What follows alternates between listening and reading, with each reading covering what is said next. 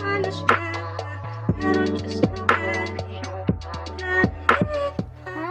so I'm back. I'm sorry that I haven't uploaded a lot of videos recently because, as you can see, I'm very busy teaching and I focused on teaching. So now there was a question by Beyanze.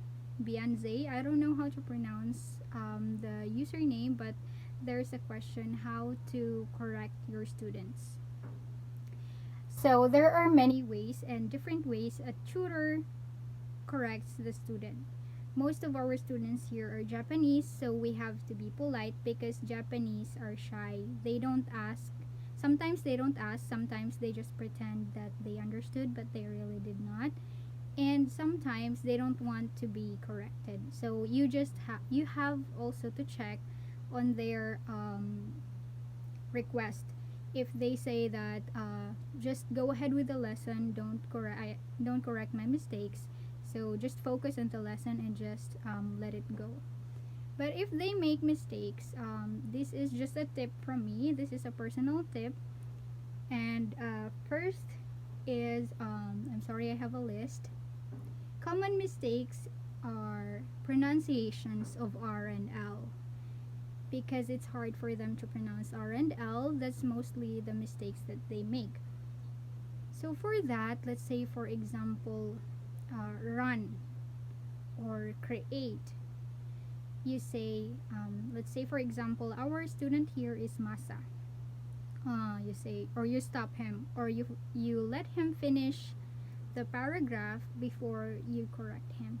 Masa-san, can you please say this word again? And don't forget to type the word that you want him to say.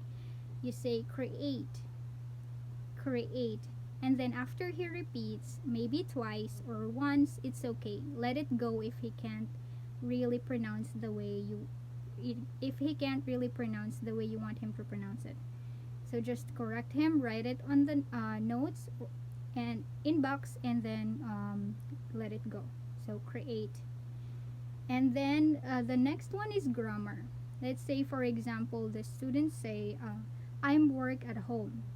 You say Masa-san. You can also say I work at home. So you don't say no.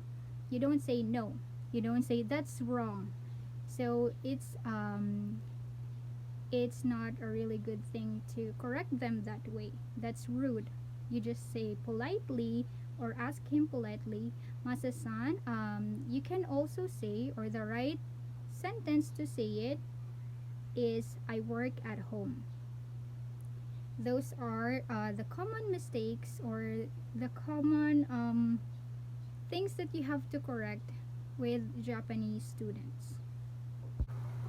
Another tip is don't baby talk them. When they make mistakes, you have to correct them in the right tone because you're both adults, so you don't have to baby talk. Just normally and like the normal tone of voice that you give, that's how you say it. Just politely and smile, so that they appreciate when you correct them. It's not really like a bad thing for them. It's just that sometimes they are shy to ask, or sometimes they are eager to also ask you how to pronounce it. What does it mean? Do you have example sentence for this?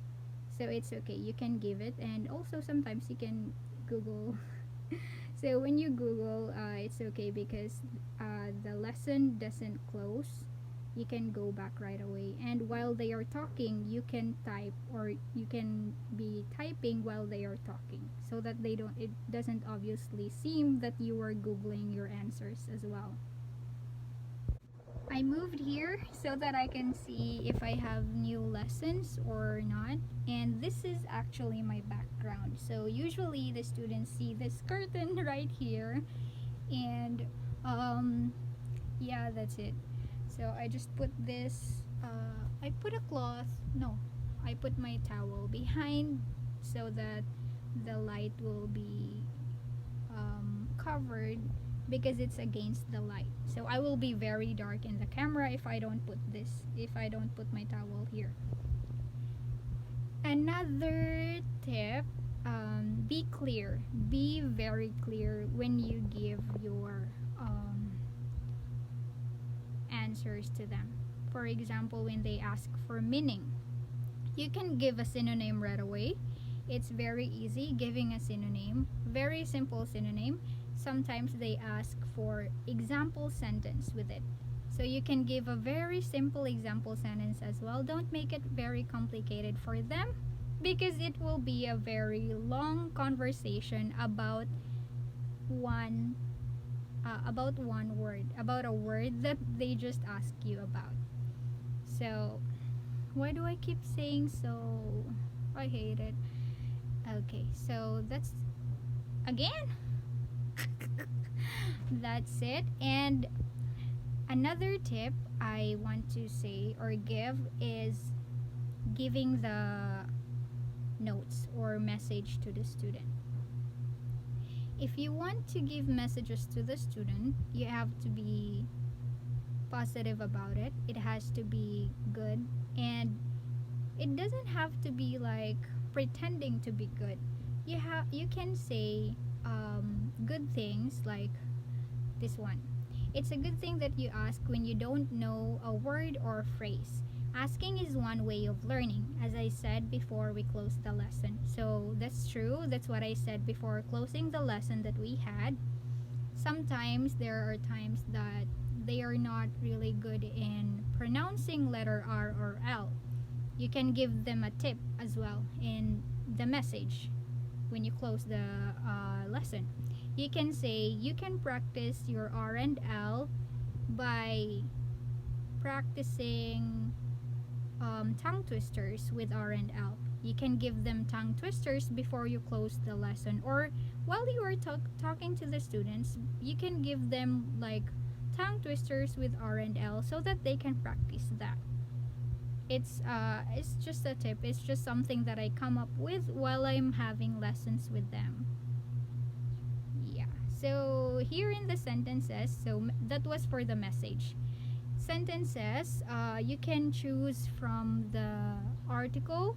You can have it from your conversations or from the students' sentences that you corrected, or simply copy some quotes, because there are articles with quotes, and that's a really good source of sentence as well when you don't have corrections for the real lesson. You don't have corrections for them, so you can just get the quotes as long as you already discussed it.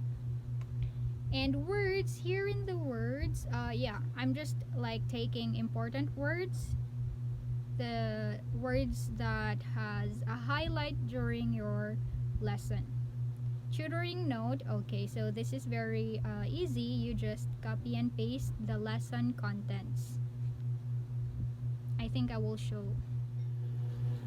This is the lesson contents, so you copy this when you write here in tutoring note. So you copy that, and then the title of the lesson. But I don't think all of the tutors do this. I just do this to keep track of my students' progress. And then here are the words, and here are the sentences that we had or we discussed, and my message to the student. And that's it. Then I will go back to my daily schedule and check if I have a booking for the next one. So nope. I can relax and make some TikTok videos. Bye bye.